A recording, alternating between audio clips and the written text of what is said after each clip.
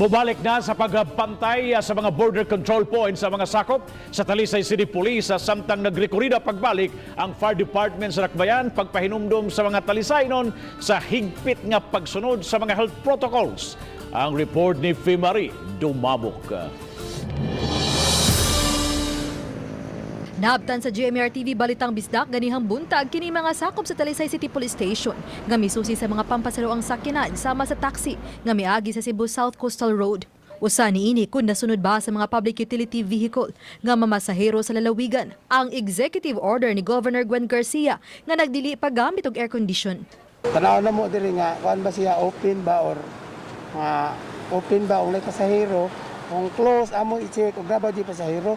And then kami igwa rasad ni nagtuman sa protocol nga ihatag sa mo gikan sa among taas labi na sa gikan sa among gobernador. Ilang gipasidana ng mga taxi nga naatlan nga migamit gyud og aircon bisan kun adunay pasahero.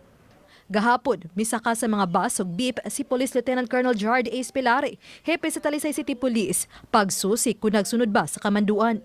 Samtang subsob ang kabumbiruhan sa pag-disinfect sa mga lugar nga gihangyo sa kagamhanan. Matag karon og unya usab sila nag-inspeksyon sa mga vaccination site.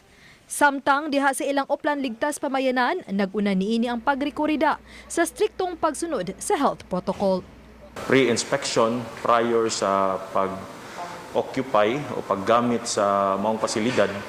Then during sa vaccination, nga luwas ang mga tao nga tuwa didto.